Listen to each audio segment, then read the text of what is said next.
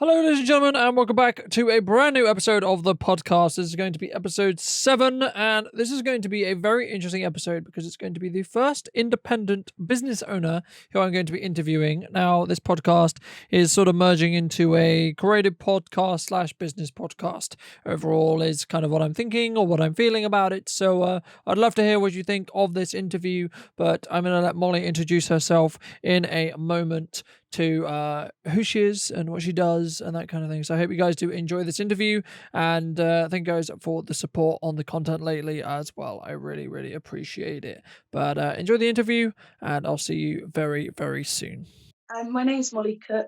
I have the Hair Extension Cave in Salisbury on Fishton Street. We're a hair extension salon, and we also do beauty, and we sell hair pieces like wigs, clip-ins, and things like that. How did you get started in hair extension industry, or beauty industry, should I say? Well, I used to work for a home improvement company for many years. I started the job just for a few weeks as a stopping point that I never left for a long time. And then I got pregnant and kind of reevaluated my life and where it was going, and realized that I should do something that I wanted to do.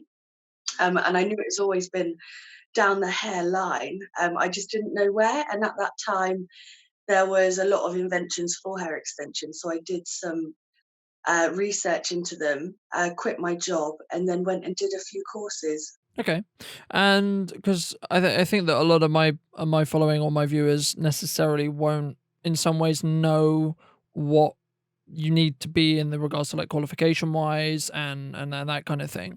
So could you talk a little bit about kind of how, firstly, how would you go about getting qualified, and then secondly, kind of what do you need to have in the respect to actually do what you do? Okay, so I did hairdressing at college, but you don't necessarily need that qualification. I have a training academy now, but back when I first started, I went and looked for courses that would make you be accredited, and that means that you can gain liability insurance and all the insurances that you need to um, give somebody that service. So I basically just went on a course, one, to learn how to do it, and two, to become accredited. Okay. And if you, because I imagine during this time, a lot of people have had a lot of time to specifically think about what they want to do and how they want to kind of go about moving forward in their life. What kind of advice would you give anyone who's looking to not necessarily start a business in your field, but maybe start a business in your field, but generally just start and kind of go out on their own? Because I know some people who've said to me that it's very scary to do, and it's very, in some ways, it can be very difficult to do as well. Yeah, the advice I would give is just go for it first of all, and then deal with the consequences afterwards. Because if you were to just sit and think about, could I do it? How could I do it? You would be there forever. I think you just have to go and do it and then deal with it afterwards. Um, and yeah, just find everything you need to become what you're passionate in. Because if you do what you're passionate in, then it's not like working at all. Find what you're passionate in and then find out how to get that and start from there. Hmm. And how did you sort of, because obviously when you started, it was just you, how did you sort of know or sort of feel that you needed to start scaling out in what you did? Where was that sort of stage for you, or was there like a turning point specifically where you thought it was really important for you to start actually scaling up more? So, Yeah, so I started in the cabin in my back garden, just doing a few people's hair that I knew, friends of friends. And I knew I needed to scale out is when I just had so many customers. I was in a small town called Amesbury, and then all my customers were coming from Salisbury. They were traveling all the way there, and sometimes, people couldn't find me, and it just wasn't as professional as I'd like it to be. It was fine for my friends and family, but when you have new customers come, I knew I needed to make it a little bit more professional. So I just kept an eye out for a few shops, and just start. Then I got a really small shop in Salisbury, just on Brown Street, that did me perfectly for the time. And from there, I got busier, so I had more stock. So then again, I needed to get another shop, which is how I ended up on Fisherton Street, Salisbury. Mhm. And have you seen a difference? Because I know you talked about you came from Brown Street and then you moved over to Fisherton Street. Have you seen a large difference in the respect to kind of people walking past and then being interested in what you do, and that the kind of the presence of where you are in relation to what your business has been and how your business has actually grown? Yeah, on Brown Street, I could see the tumbleweed go past every day. There was nobody. And Fishton Street, I have everyone, the train station's 2 minutes away, the central car parking is opposite, and then we have Weatherspoons to the other side. So I have so many more people just walking past and inquiring, which is really, really good. Have you specifically, like, obviously we're in a kind of unprecedented time in the respect to the global pandemic and everything like that. How has that affected what you do, firstly? And secondly, how do you think it will affect what you do moving forward? Affected me massively a lot before everyone else. I started to realize how bad it was going to be a few months before the lockdown. We couldn't source any hair. All the shipping stopped. What from where we needed it to come from, not all around the world, but from what we wanted, it just stopped. Then I moved on to a few different wholesalers, which were very nice and said to me, if you are going to buy something, buy it now, but please don't bulk buy. So what a lot of hair extension salons did, there's not so many in Salisbury, but there is around London, Manchester, and other areas. They bulk bought, so they panic bought, just like they did in the supermarkets. So when we tried to buy hair, we couldn't get any hair. I'm lucky we have a lot in stock, but everyone has a different color hair. They want a different length. They want a different method. So to get one specific thing, I had to turn down so many customers because we just couldn't stock the hair. So we had people coming in for products and we just couldn't give it to them. So we realized that, it is going to affect us massively.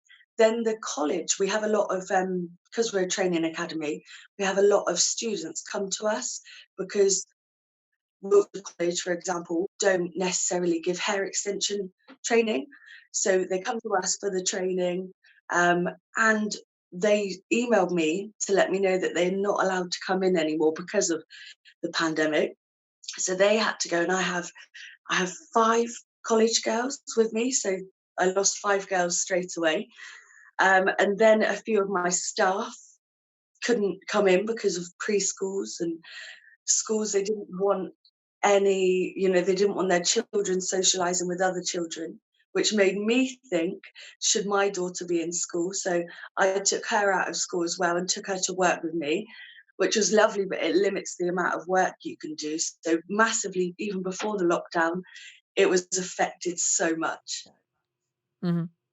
And how do you think moving out of lockdown and moving back to quote unquote normal, you know, how do you think you're going to go about specifically going into that next step?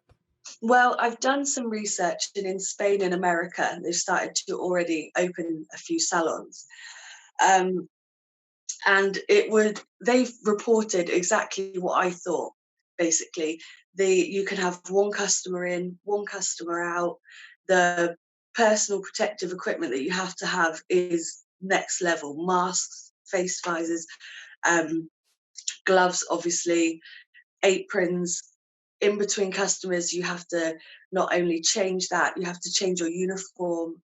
You then have to do a deep clean in between each client. So we will be able to get back into the swing of things, but it will be so slowly, and only one customer at a time, then a delay, then another customer. It will take some time to do, but it will be achievable. I'm just really lucky that we still have the website, and products to sell, because a lot of salons don't have that. Hmm.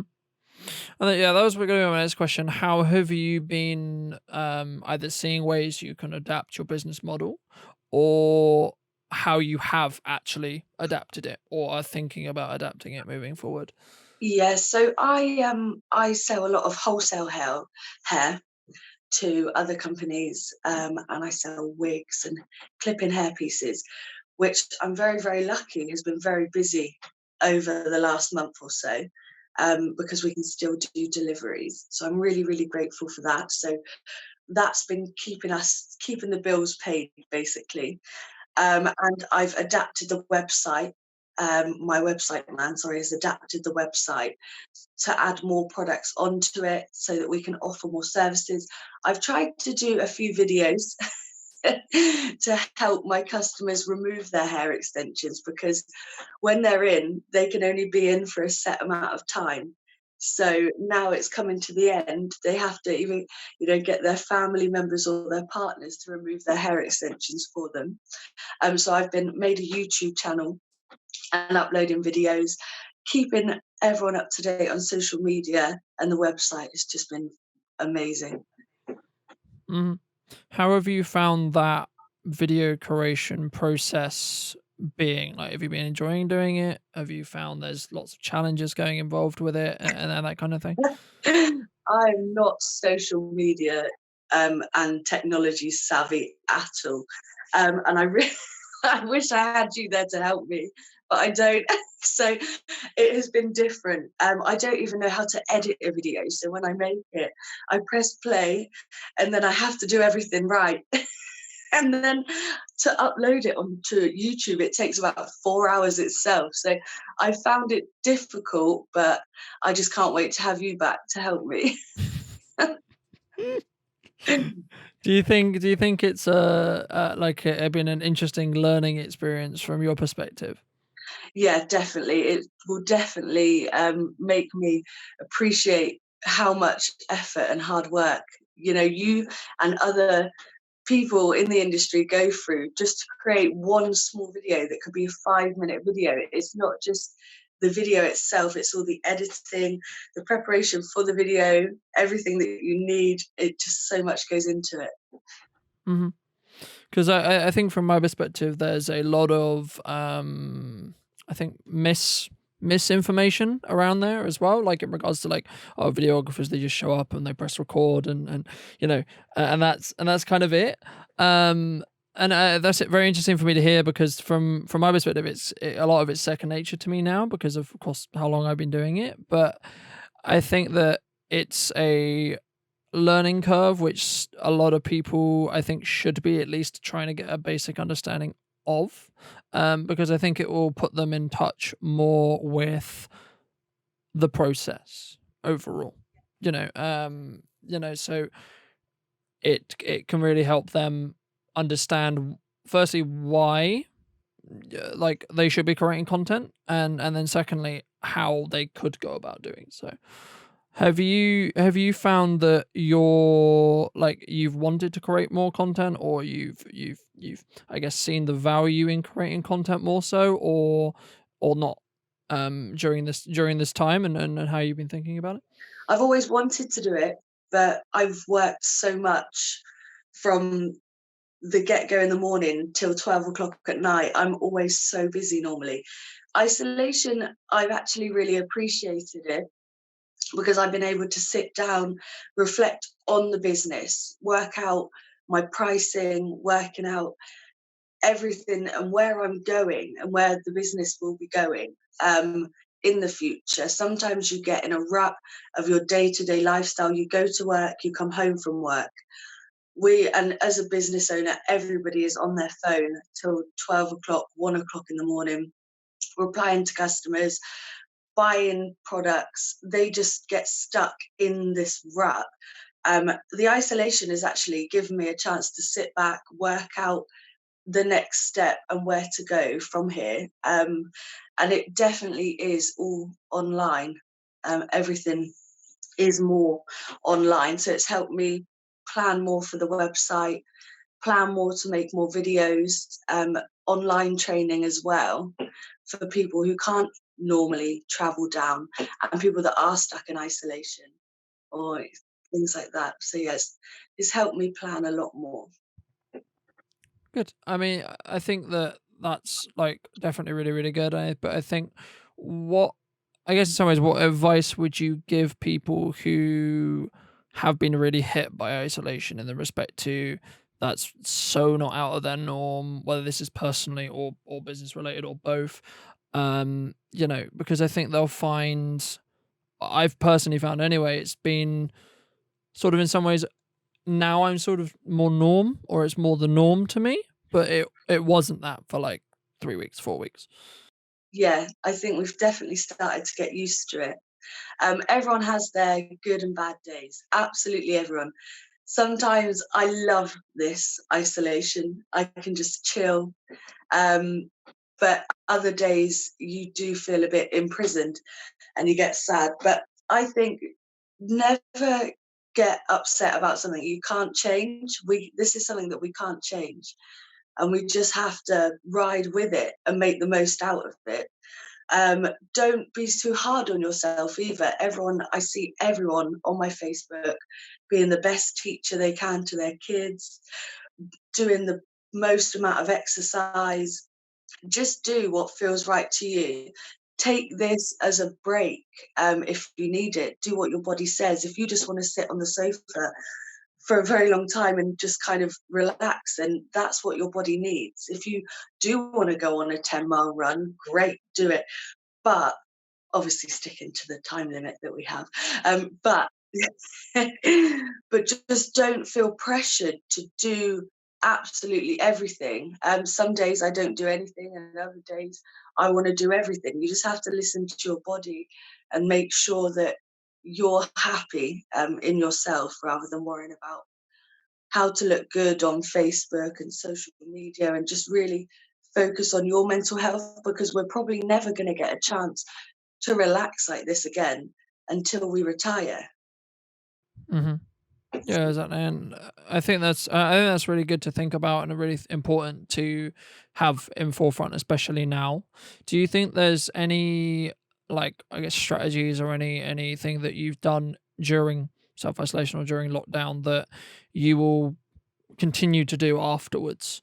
So whether that's relaxing more when you feel Yeah, you need it, not or working whatever that may be. yeah, I realised I work way too much. Um, and not necessarily just in the salon, is I don't clock off. I go to the salon, I come home and I'm still thinking about work all the time. The reason why I've done that is because I've never been able to organise myself in a way that I can't do that. So I always go to work, do installations, come back, do the admin, and then work out my if there's any new wholesalers. I think with this time I will be able to work out an online booking system, work out a better card payment machines, even small things, work out my staff's rotas, work out the hours that they can work, that they want to work out my hours, and work it around my family rather than just being 24/7. Because if you give something, your absolute all, it's great if you give it all the hours in the day, but you'll actually find that you're less productive because you're worn out from it. So I was working, every single minute under the sun. But the fact is, I wasn't giving it my all because I was tired from it. Doing it all day, every day, you become in a rut. So now I'm going to work out set hours that I will actually work, and I will be able to be more effective than just working, being tired, and not productive. Even though I think I'm productive, I'm not productive because I'm so worn out from it. Hmm. No, I definitely think there's crossover there, and that's interesting hearing it from your side as well, because I found a very similar thing, because I think we're in the same, like, same but different in the same respect. Like, I just want to work all the time, and it's like, oh, I have all these ideas, all these things I want to do, all these things I could do, and sometimes I forget, or sometimes I don't necessarily understand, or necessarily think about oh, I should stop pushing so hard. I should take a step back and really make sure that what I'm doing is productive, one, and two, also isn't going to push me to burnout and push me to not being able to work for 3, 4, 6 weeks. In that respect as well.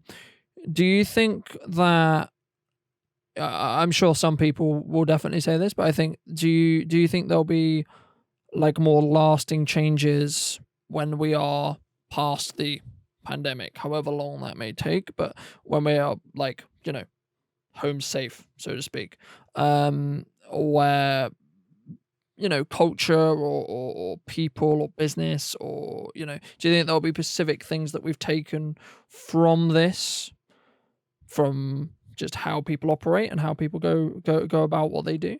Yeah, people are going to be more appreciative of people and businesses themselves. People, because of we've all been separated, so they're going to be happier to see people. I think definitely a lot more love will be around. With regards to businesses, there'll be a lot more respect, especially for independent businesses, because of they've gone for people who give services that you can't necessarily get online. They're going to be more appreciative because of they haven't been able to have that.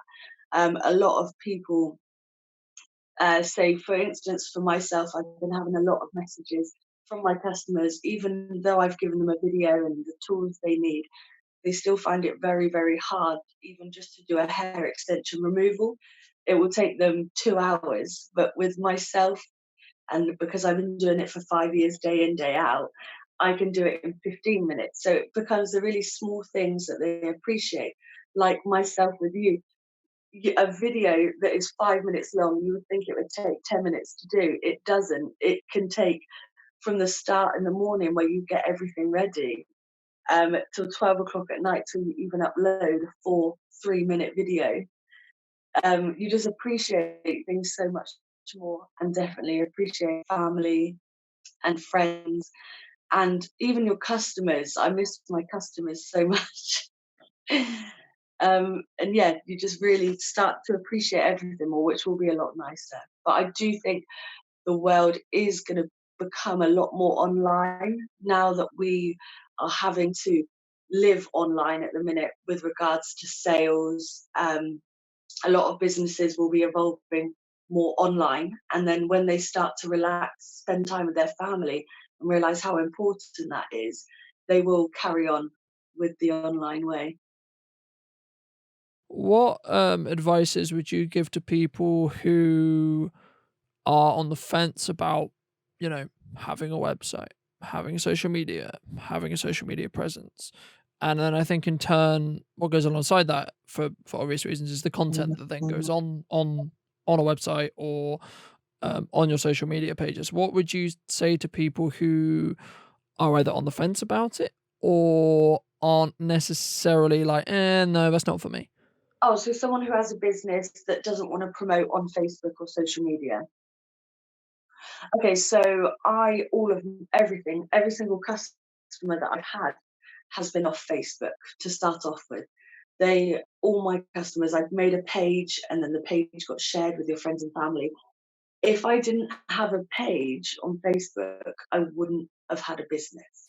There, it was everything to me. It brought me all my customers, and Instagram, and now the way that it's evolving, YouTube, different ways. I would definitely get on and create a social media page because it has all your contents in one place. When someone looks for something, say if you're, I don't know, a vet, they just type in vets and it will come up with your page and they can look through your previous work. And it's just so important to have it all in one place. And then they can read your reviews as well and they can see your pictures of your work that you've done. It is really important to be on social media, especially in this time. Do you think that there will be a, I guess, uptake more in content creation coming out of this? In content creation, so creating photos, videos, whether that's self-made or bringing on someone like myself to create it for you? Yeah, I have even seen the personal trainers become virtual personal trainers now. I have seen the hair extension industry just go from salon based only to all their training being online. I've seen every single one of the businesses that I follow on Facebook have found a way to become a virtual business, which is amazing. And had such an amazing impact on the business. I do not see them changing it in the future. They will still stick to having it online, being virtual. You know, when everything comes down, I can see them still going back to work, still going back to the salon or back to the gym, but they will also still carry on with this way because it does work and it is nice.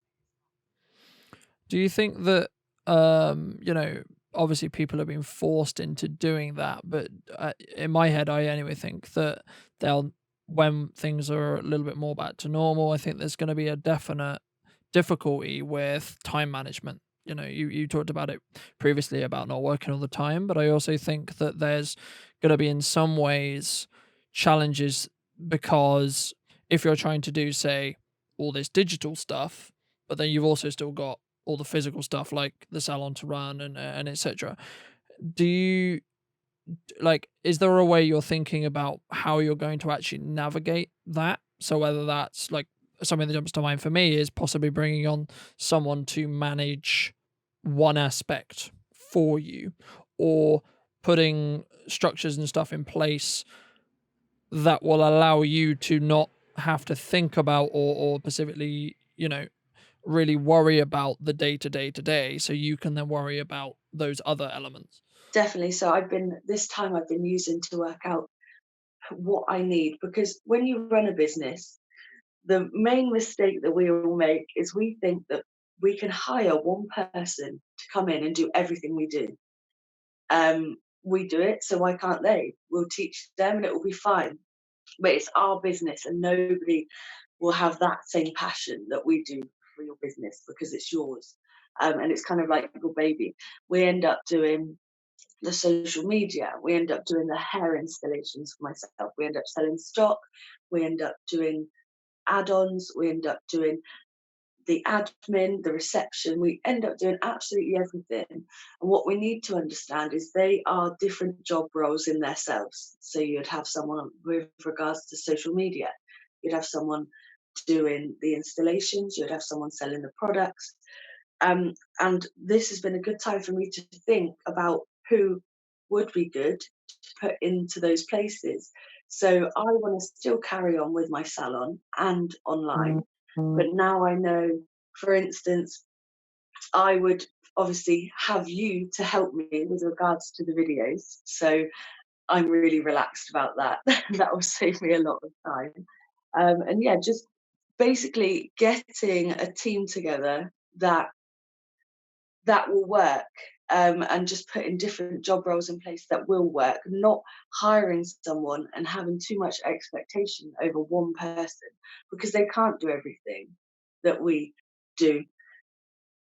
And we have to make sure that there is different job roles, that it's managed correctly and that the right training. So have you been looking at, because you mentioned training just on the end, that's what I was going to come on to. Have you been looking at firstly how you train? So how you train your staff, how you train, you know, your students, etc. Have you been looking at those and then seeing if there's ways you can make them better or change them or develop them or tweak them in that respect? Yes, so I'm still, even though we're not at work, a few of my staff, we're still doing training via FaceTime.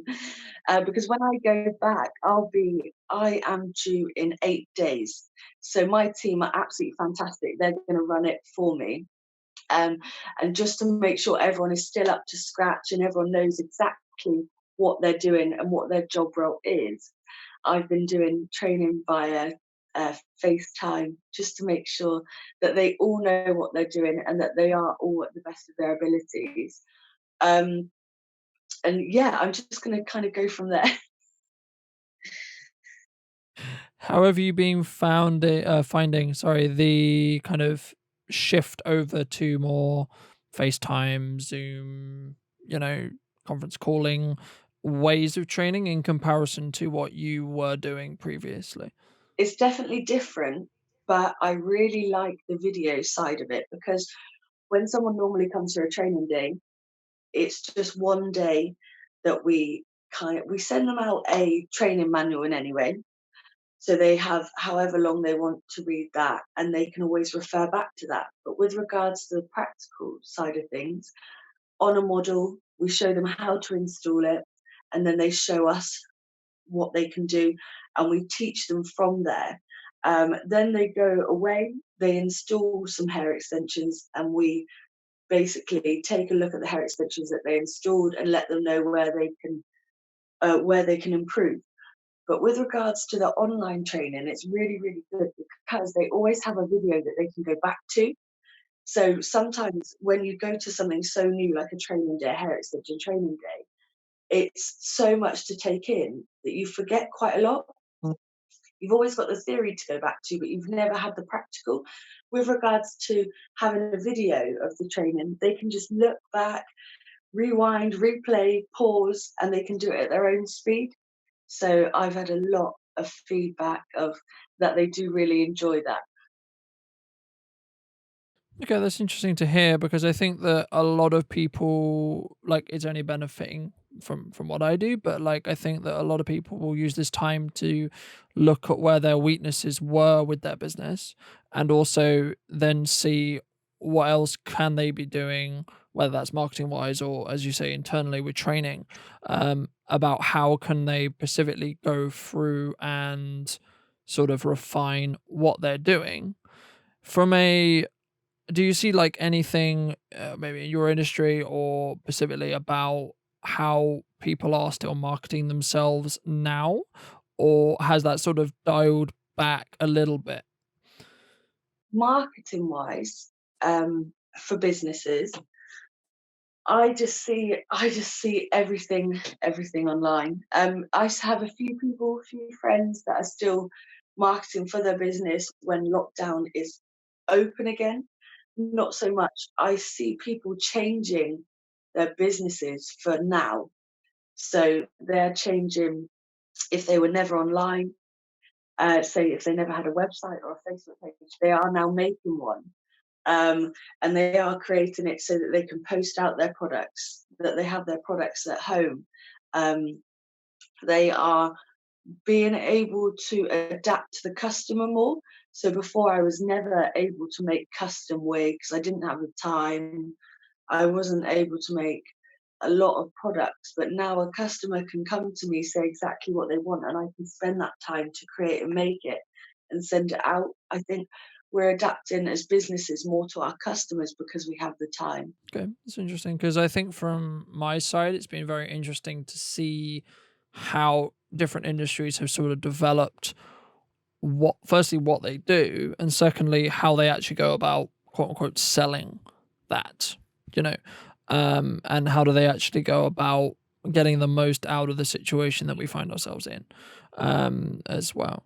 Was there anything else you really wanted to talk about, really wanted to cover, wanted to bring up? Um, no, no, I don't think so. I think I covered everything. Okay. Well, thank you for coming on anyway. I think that's probably going to wrap it up there because I don't think there's much else I wanted to really cover. But thank you for coming on and sharing your insight because it's very interesting hearing from a different industry to me because I obviously surround myself with people in my own industry.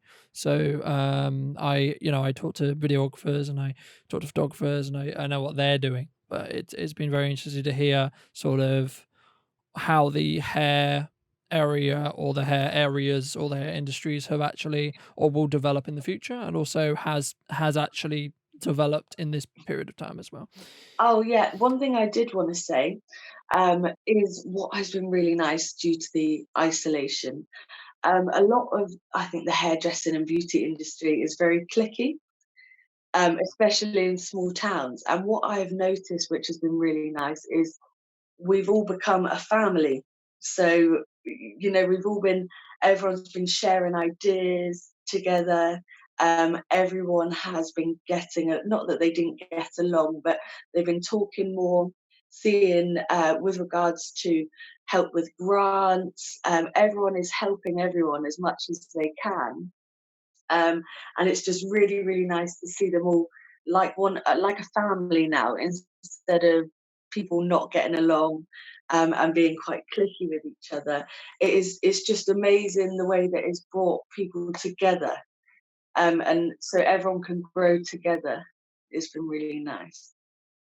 Do you think that after lockdown there will be a lot more of a kind of community spirit, kind of, we're all in this together? That that because that's something that I've seen a lot on social media right now. But my concern, I think, in some ways, is that that will quickly disappear the second there's like a lot of competition around and people are offering similar services and, oh, you stole X client from me, you stole Y client from me.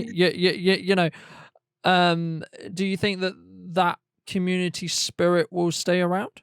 Yeah, I do think so. Because I think we've realised there are more than enough people to go around. And we're going to see that massively when the salons reopen. We're going to have too many customers. They're going to be running. So yeah, the community spirit will stay. I hope it does. I believe it will, because we are going to be so busy. A lot of services will be very, very busy, and to manage them as well, we will also be needing to contact each other, and also supplies. There isn't going to be as many supplies that there were before lockdown. We will all need to be in contact, and we will all need to help each other out, for what we have, and who can, help us. I need a lady fit in tomorrow. Can anybody fit her in? Etc. Etc. We will all have to help each other out with a lot, a lot of things, products, customers, etc. Great. I think from my side, I think that's only going to be a good thing moving forward. If that does, I too am hopeful, and I hope that it will. From being and operating in Salisbury, there is a community feel.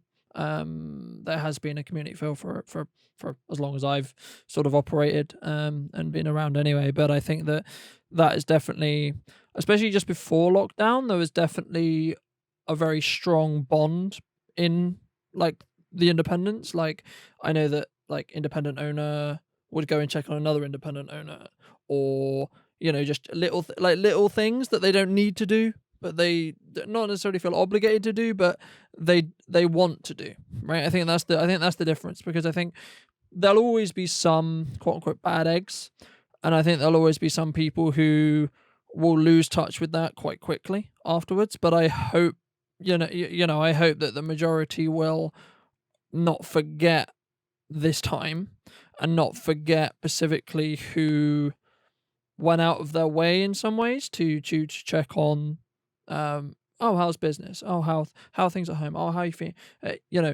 just those little things that they don't necessarily need to do, you know but they wanted to do, and they were and it's been nice to see sort of that, out of anything, has definitely been a positive that I think has come out of this entire situation, along with the, I think that the world is sort of been taught to, in some ways, especially as a business owner, to develop their own skill set in the respect to, right, this is what I'm doing right now, but I also can quickly pivot onto this, right? Whatever that may be, or whatever that is for each industry. But I think that it can be very important to develop those skills if you don't. And I don't think a lot of businesses had that mindset before.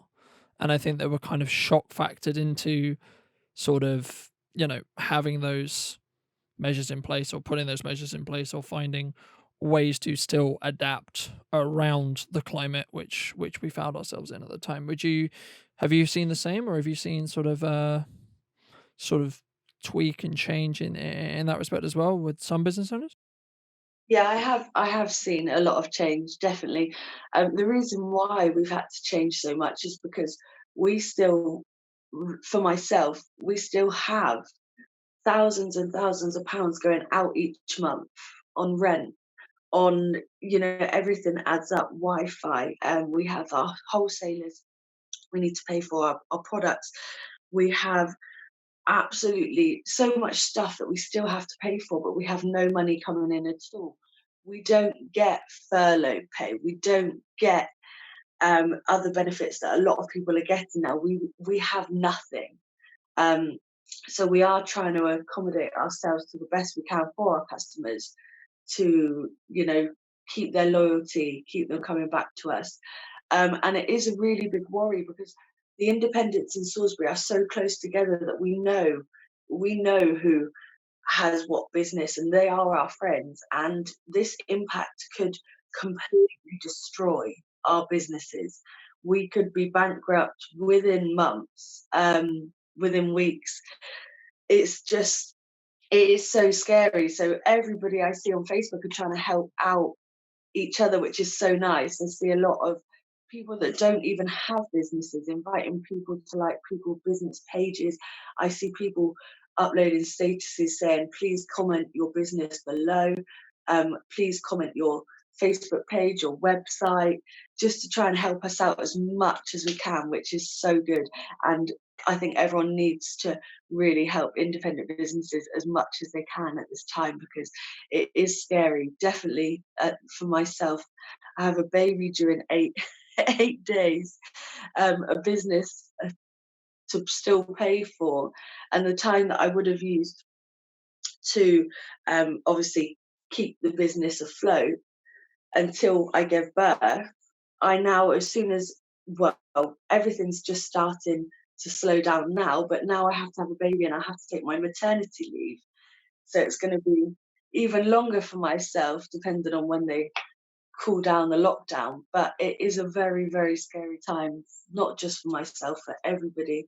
And I think as long as we support the independent businesses, we will be able to get through it. Would you, I think we'll end on this, but what advice would you give to anyone who does really want to support an independent business, but for obvious reasons can't necessarily, spend huge amounts or any with you or with anyone who's an independent? How else do you think people can support? Because I know there's lots of other ways Yeah. that people have come up with. You don't need money to support a local business. Just by liking their statuses that they put up, sharing their contents, sharing their website, just talking to your friends and family about the business, just basically getting it around social media is a massive help. Cool. I think that's everything I wanted to cover anyway. So, unless there's anything else you want to mention. No, I say that and then I Okay. talk again for 10 more minutes. It's all right. But yeah, no, thank you very much for coming on, Molly. And Thank you for having go. me. I hope that everything goes okay with your coming up pregnancy very, very soon, and Thank you. everything will, I'm sure, hopefully work themselves out business wise, and with I hope that, and I'm optimistic that everyone is going to get through it, and that we'll be, hopefully using this as a learning time to how can they actually build bigger, stronger businesses moving forward as well, through many different methods. How do they diversify what they do? For those who have developed delivery services that didn't keep those on, Yeah. how can you flush those out? How can you promote those? How can you serve your customers better? How can you add more value to your customers that isn't necessarily monetarily? How can you add more of your personality into your business that I think will, in some ways, help people really resonate with what you do as well? Because Definitely. from what I found anyway, since I started putting more personal, me as the business, I've had more success from it. So, and I've seen it also from a client perspective as well. Definitely as something beneficial, and I think that's what some people can be using this time to do. as well. So. Definitely. You've hit the nail on the head. We get lost in our businesses. We become the business, but we need to remember that the business is us, and we need to shine our personality through that. So I would like to thank you guys for getting this far in this podcast. That was a short interview with Molly, or not so short, depending on how you look at it. In comparison to some of the other podcasts we've done, I would say it's short, but I really enjoyed putting this one together for you, and it was really good to talk to Molly about what she's going through and kind of how it's like for her and her business during this time as well. I think it will also be something really, really useful for her to rewatch and re-listen to in a year or two as well. So if you really did enjoy this episode, then I would love to hear what you think in the comment section down below. If you have any other suggestions for anyone else I should bring on or talk to, or specific topics you would like me to talk about in an episode of the podcast, then feel free to let me know. And next week we are going to be bringing on a friend of mine who runs a game dev studio remotely mostly, but we're going to be introducing him. We're going to be talking to him about how his COVID and his lockdown experience has been and what his plans are going to be moving forward as well. So I'd like to thank you guys for watching again, and I will see you guys in the next episode. And those of you who have been watching the podcast content, don't worry, there is some video content coming and will hopefully be starting to come through and come out as of the time of when this podcast comes out as well. So thank you guys for watching once again. I will see you next week for another episode with Rich, and I'll see you very, very soon.